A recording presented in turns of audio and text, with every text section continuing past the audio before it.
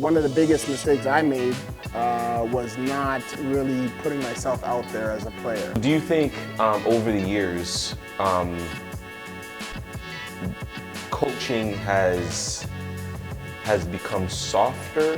When I can compare, like, you know, when I started coaching 20 years ago, I had some tough as nails kids. Yep. And this is a deeper conversation as well, because in Ontario, from grade 4, 5, and 6, they're not allowed to press, right? They're not allowed to play zone.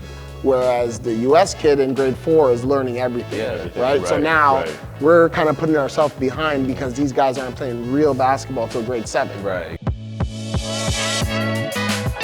Hey, what's going on, YouTube? We're back at it again. Fresh episode versus TV 24. My name is P.MO, and I got my... Hey, come on. What's going on, yo? Can't start the show. All right, my bad. I'm LJ, what's up? All right, so we have a special guest today coming on to the show. It's his personal friend, you know what I'm saying? He's worked for over 25 years in the athletic industry as a coach, a mentor, a community leader, you know what I'm saying, in the GTA and all around, specifically the Durham region, right? Reshaping the landscape for student athletes. Standout point guard at Pickering High School, he captained his team to 5 consecutive championships. Yeah, shoot, he was also awarded the Mr. Basketball Award for being the top player on the squad. A member of the Centennial College basketball team before becoming involved in coaching youth basketball in the Durham region. Yep.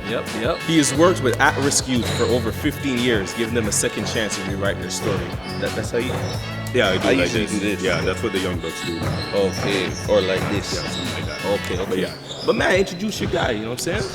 Welcoming to Versus TV 24, once again, special guest, Mr. Nkosi Adams. How you doing, brother? All right. How you doing, man? I'm doing good. What we're gonna do here, Nkosi, before we get into the nitty gritty, is we're gonna show you a film. Okay. All right? What we do here is we will run a clip from back in the days. You'll probably know the players and whatnot. What we want to do is get a critique of what you see in the video that we're going to play for you. So by all means, just swipe and just play. Johnson one-on-one with Pierce. Great matchup there. A couple of good matchups to watch. Screen Evans. Williams now. Return feed for Johnson. He looks at the clock. Johnson. Wow. Fakes out Pierce and hits. I remember that. I remember that. So just break down the play for us, how you feel like the play developed or whatnot. And you could rewind it. Yeah, you can rewind. Rewind it. Well, they were doing a lot of like pick and roll stuff, and then they got him into isolation, and you know, he basically caught him reaching and made him pay for reaching. Okay, so from my point of view, on this ankle breaker, if you want to call it. Yeah, that's an ankle breaker, right? For sure. I find that it was kind of not to say a crab dribble, but I feel like he kind of lost his handle a little bit. Okay. And I feel like the that's same why Pierce reached Like in. runs for the ball, yeah. Right. But to the naked eye, it looked like, yeah, exactly. You know what? So I feel like he kind of lost his dribble, and Pierce was like, cookies. Right, Yeah. right. And Joe was like, nope. You know what I'm Came saying? up empty, yeah. Yeah, Okay. that's how I feel. Was this a playoff game? Yeah, I do. No, it wasn't a playoff game. I think it was just a regular game. But if we're talking Joe Johnson, we're talking Joe, Joe Johnson, right? Joe Johnson. Yeah. Paul Pierce. We're talking maybe 2015-ish, 15? 14, Yeah. 15? Yeah. 14, 15. Yeah, with Pearson. Yeah, Prime Pierce? Yeah. Yeah. Prime Joe? Yeah. So where were you? What were you doing? Honestly, I have no idea. As a basketball coach, I watch a lot of basketball. So I was probably watching the game, but I have no idea exactly what I was doing. But, you know, Joe Johnson is obviously, you got to understand the scouting report.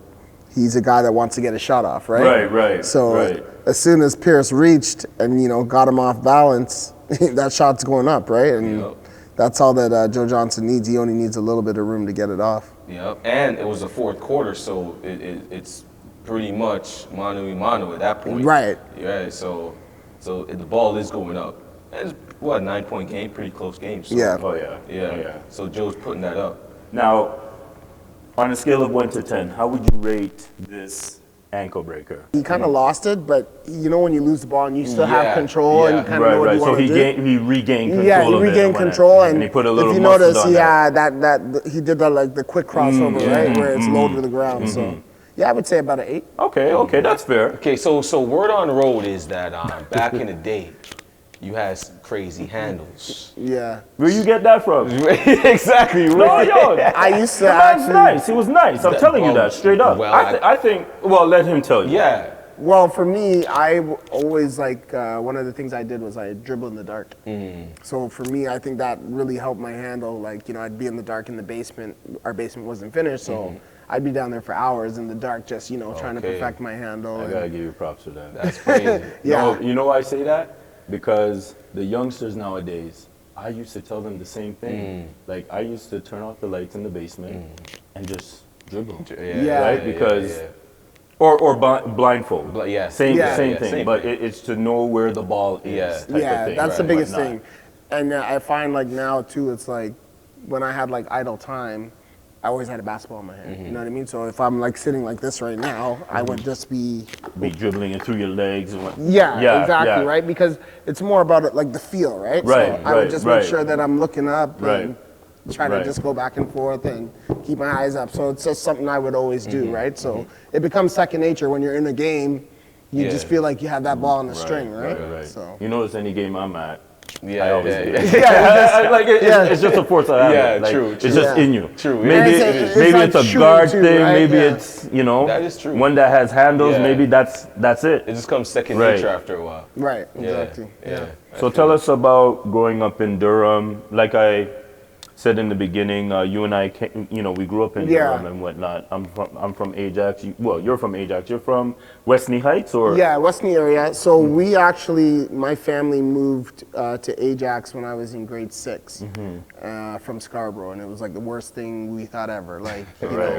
Back in those days, there was nothing. It was just bush, right? So Farmland. we were Yeah. we were so mad at our parents, and it's funny, when I reflect, I always tell them it was the best thing ever. Moving out to Durham 100%, because everybody knows what was going on in Scarborough, but because I came to Pickering High, which was a basketball school, I experienced things in my life that I wouldn't have experienced if I just stayed at a regular school in Scarborough, and had a coach that was a mentor, and was really hard, and a lot of those lessons carried over to off the court, right? And that was big for me. So, obviously Pickering High basketball, we traveled to Hawaii, we went to California, we went to Vancouver. So it's those experiences really shaped me, and watching my coach give back and do a lot for kids inspired me to say, okay, you know what, when I get to that stage, I want to do the same. So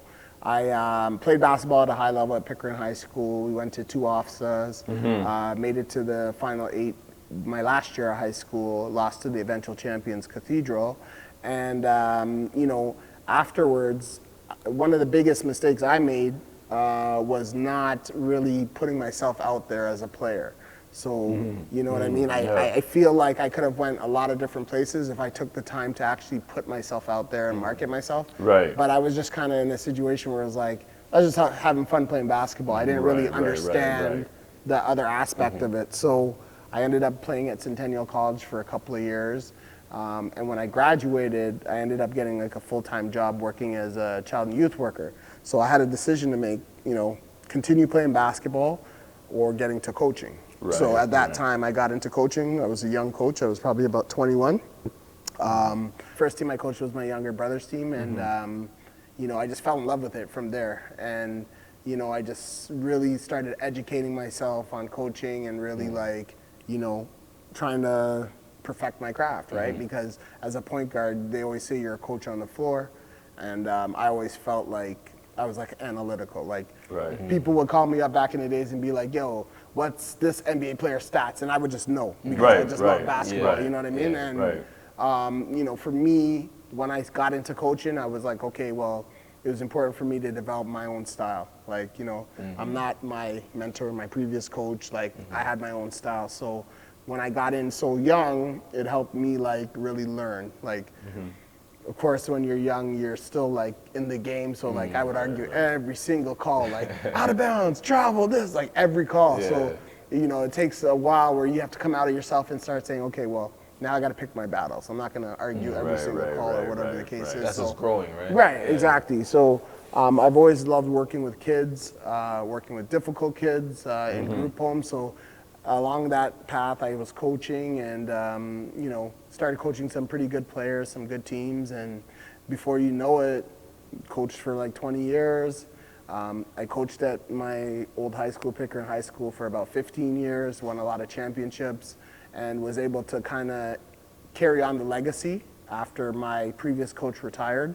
So, you know, knowing that how he built the program, I was able to kind of continue that on and coach a lot of really good young men that are, you know, doing good things in the community now. And sorry to cut you, would that be Coach Parfit? Yeah, Coach Hey, Ron shout Parfit. out to Coach Parfit.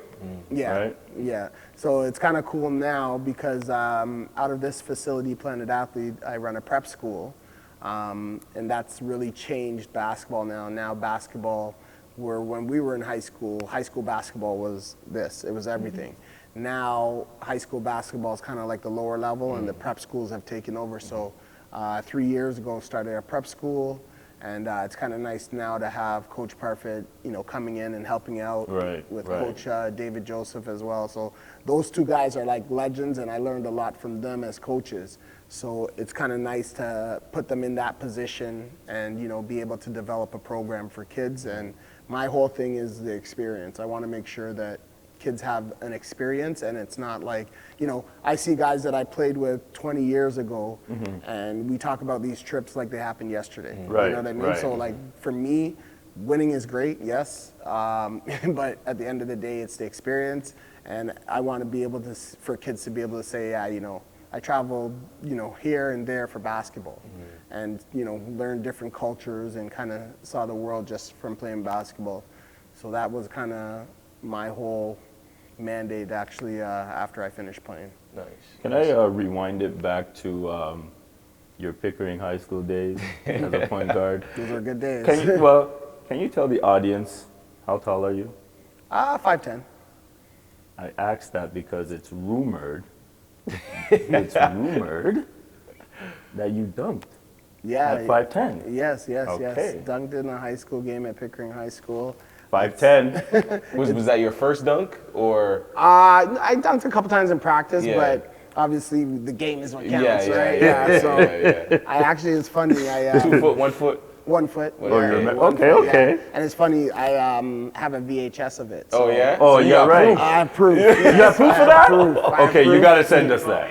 You know, Okay, it's funny, like a lot of the guys I was coaching, they're like, no, you never dunked, you never dunked. I Nah, have so to pull out now, the Even proof. now they I know. could see that. Yeah. I heard about it, but I was like, I know. So how much in-game dunks have you had? I had two. Yeah, I Okay. had two in-game Okay. dunks, yeah. Right. So I had, So the first one wasn't fluke then. No, I don't think so. It was just like one of those situations where Was like it a you're breakaway? determined. It was a breakaway, but the guy was like kind of running under me. Okay. So if I can and the show other you one? guys. The other one was a breakaway. Okay, But the okay. first one was like, it was Okay. nice. So on your breakaway dunk, right? What were you thinking about? You remember like what was going through your head? Was like, I better not miss this. Probably all or- adrenaline. Or yeah, Like, or yeah. it has so- to be Yeah, adrenaline I at think that- the adrenaline's a really good point. Yeah. And for us, our coach was like, yeah, you could try to dunk, but if you miss a dunk, you're coming out. Exactly. Yeah, exactly. So- Back so in those the- days, you yeah. mess up, Yeah. that's it. So in my head, it was like I had to put it down. Yeah. You know what I mean? Regardless, but it was one of those things where like the season went on, and it was like, man, like when am I gonna get my dunk? Yeah. And it was just like one day we're playing, and I got the ball at the right time, Yeah. and just was able to do it. And you know, I love the fact that it's on tape because you know, Because my most kids of don't our believe me. highlights Yeah. back in the It's couldn't not like capture how it It's is not like now. how it It's is not. right now. Yeah. Everything is well captured. Exactly. Everything is captured. Yeah. So you said you wish you pushed yourself more. Yeah, like Right. So if I knew what I know now, Right. I probably would So- have went and played in the States somewhere. right. and, So you know. do you think it's easier now for kids to highlight themselves or to be highlighted to go, then I think it's easier now because video, right? Everything is video. Like, for instance, running the prep school, a huge piece of our budget has to go to our videos. Like, if I don't have videos for my guys, then we're falling behind. And what it does is the videos market your program, right? So it helps the scouts. And you know, I have people they don't necessarily have to. They don't have to always travel all the way down here just to see. Even though like a lot of the old school ones, it's like they want to see in person, right?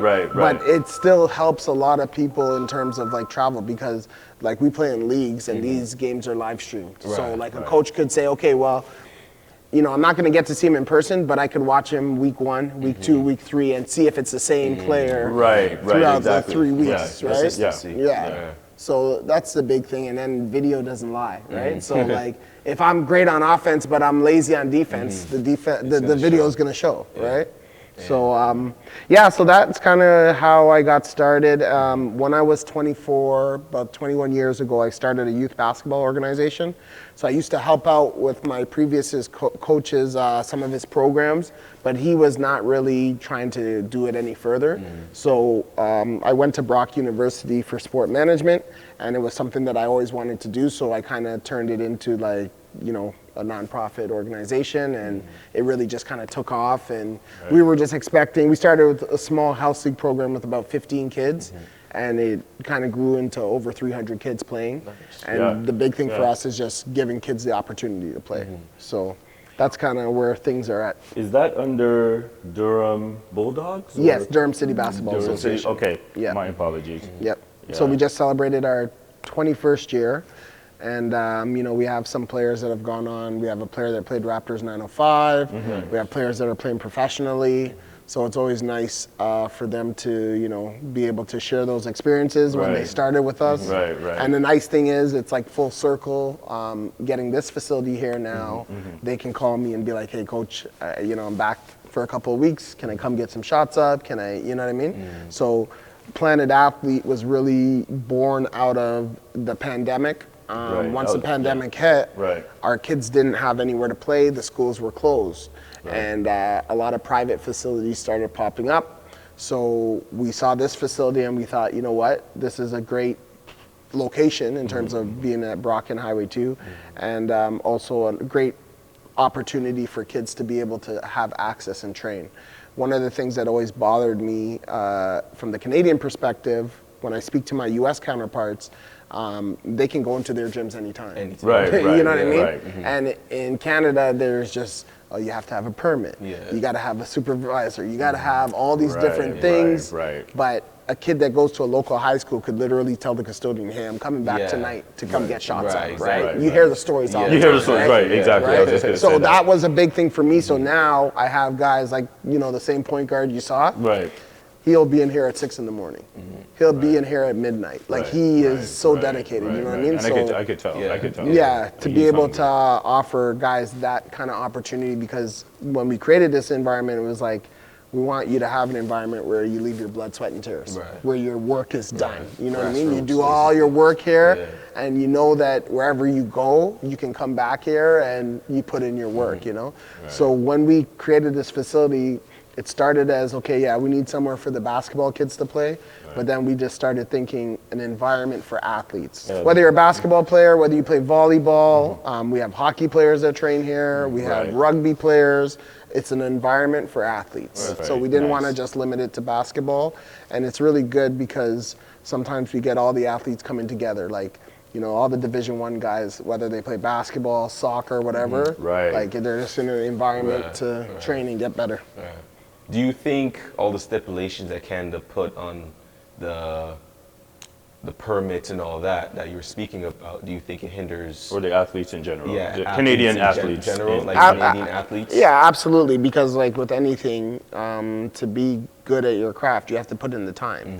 If I'm constricted, you know, to certain times, or I don't have access to a gym, that other player in the U.S. has access, right? So we're talking hours, right? Like how much hours do you put in, right? And if I have all these different barriers in Canada, the U.S. guy is gonna, he might thrive more, right? And this is a deeper conversation as well, because in Ontario, from grade 4, 5, and 6, they're not allowed to press. Right? They're not allowed to play zone.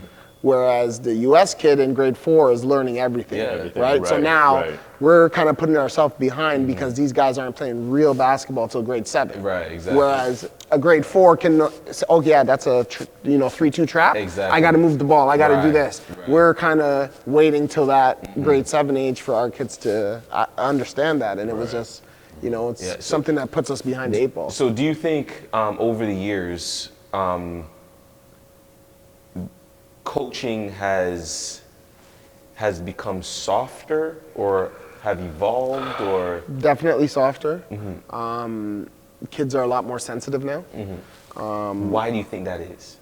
Their parents baby Their them. parents, yeah. I remember when you and I were coaching, you couldn't really. Oh my goodness. Oh my goodness. The parents enable them and baby them a lot, and there's like a sense of entitlement, which is unfortunate.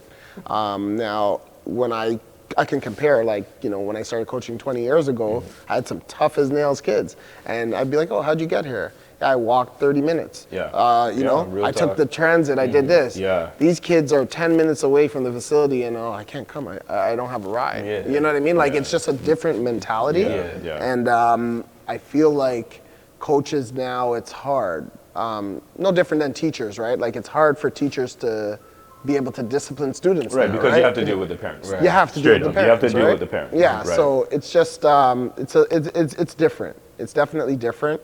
And again, going back to Canada and the US, if I'm a coach in the US, I'm getting paid very well. You know what I mean? My job is on the line. Exactly. And in Canada, it's more of a volunteer thing. Right, that's true. That's a good point. So we have to find a way to professionalize coaching here. There's different levels, obviously. There's OCAA, there's U Sports now that's finally hiring full-time coaches, right? But we're still a long ways away from, really professionalizing coaching and really giving coaches the opportunity to grow and to educate themselves, right? Because if you think as a volunteer, well, there's not much more I can climb. You're not going to really put in the work, right? Right. Man, when I was in the States, I didn't tell anyone I was Canadian. Right? All my info said Jamaica on it. Okay. Right? Because Canadian kids were looked at as soft. 100%. Also, they purposely come at you. Yeah. Oh yeah. Okay. Yeah. So I've never been. So I've never been to the States. All my stuff said Jamaica on it. Right. So they would be like, "Hey, Jamaica, what's up?" And ask me questions about Jamaica. Right.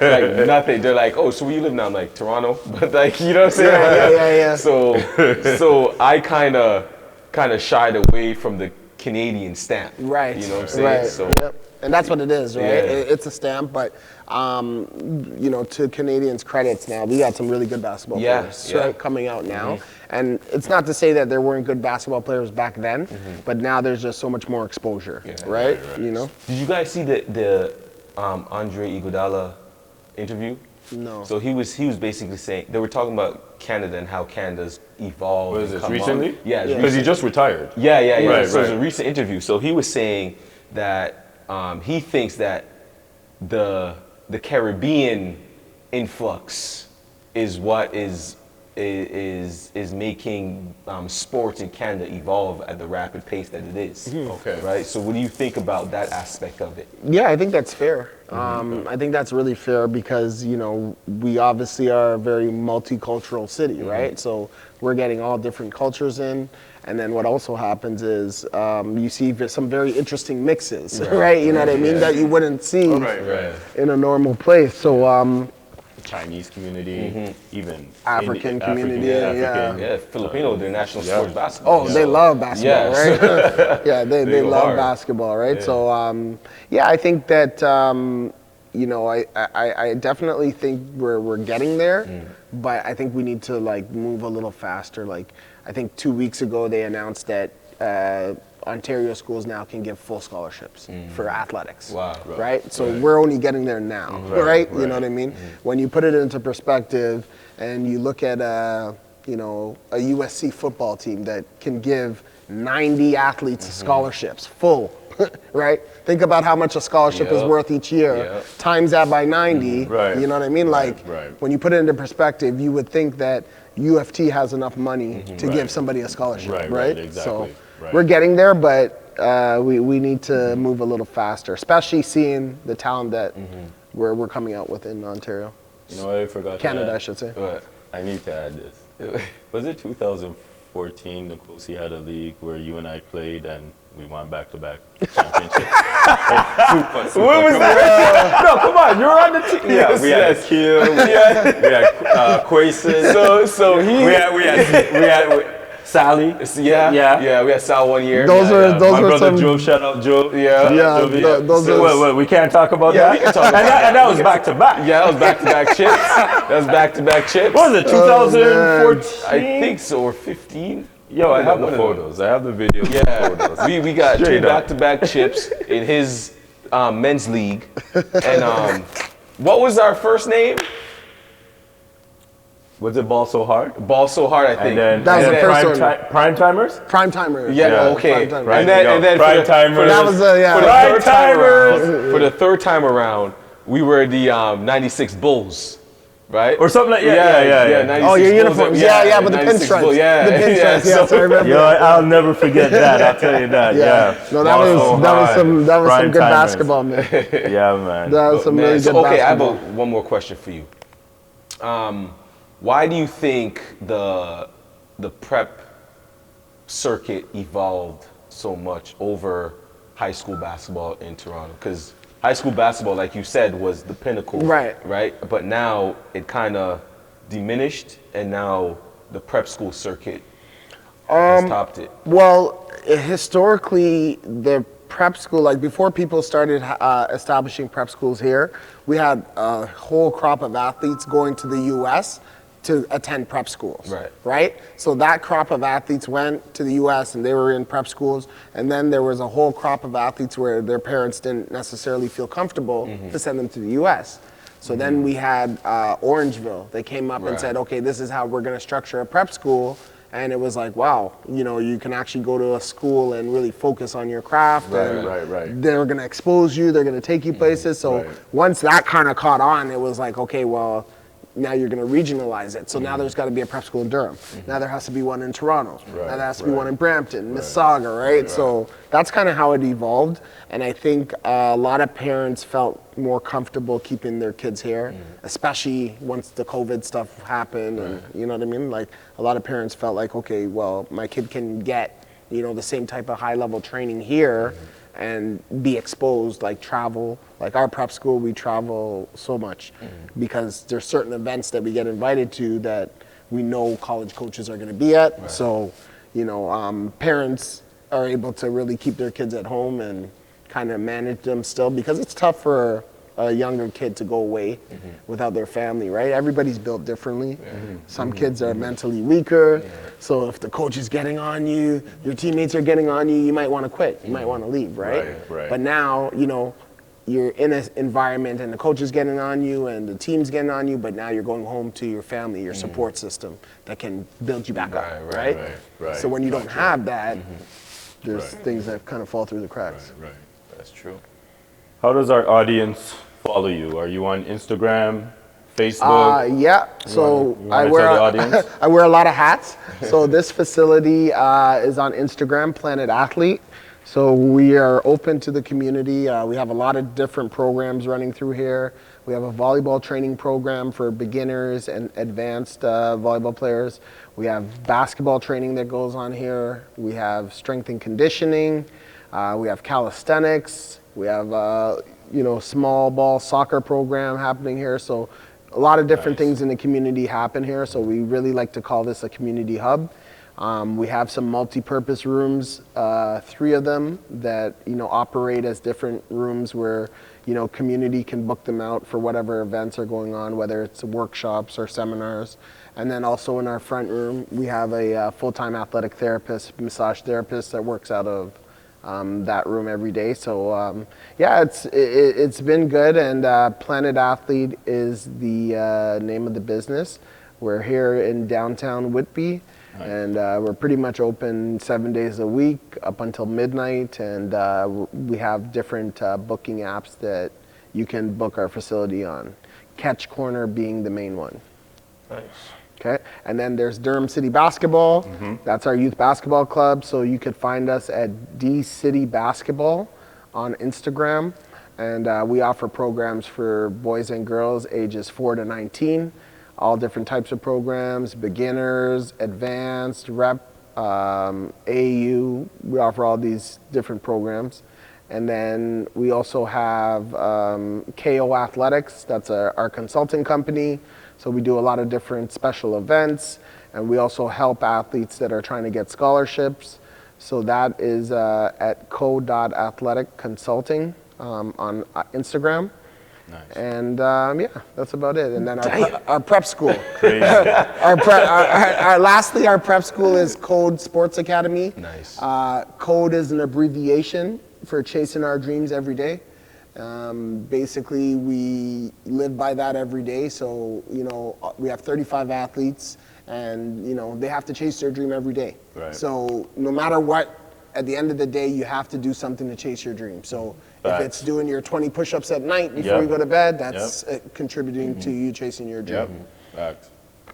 Great. And this is why he's a Durham legend. The man, the myth, the legend, man. For sure. Nkosi Adams. Thanks for your time, guys. Thank I you. appreciate Thanks for this. having Yes, us, man. Thanks anytime for you guys having us. want to come out, you know, just let me know. And for sure, for sure. Again, we're open to the community and love what you guys are doing, spotlighting, you know, different things in the community. I think it's important, and you know, I'll definitely be tuning into your next one. Yeah, I think we got to get his son on. Right? We got to get his son probably maybe in the summertime. Yeah, or he'll something. be back. Yeah, he comes back. Yeah, he's doing big things. Yeah, so, he's doing big things. So we're going to leave it up to him to let us know what's going on. Yeah, definitely. Yeah. Yo, that was a great interview. I like. One thing I like about that one is how insightful Nkosi was Yeah. in terms of Canadian basketball versus U.S. basketball, or should I say the different programs, how they run it in the U.S. and how they run it here at home. I just think that from this interview, we could all see where the gap is, and hopefully over the years how we could bring that gap closer together so we could actually compete. I mean, we're doing a pretty good job right now, Right, yeah. but there's still room for improvement pertaining to even the knowledge of basketball. There's a lot of work to be done. Yeah. So this was a great interview, man. This was great. This is good. Yeah, it was good. Nkosi Adams. Yes, sir. Man, let's get him on a round 2. How about you tell them about like, subscribe? Hey guys, don't forget to like, subscribe, and hit the notification bell so you can be notified when we do another video. Okay, let's go. Beat up.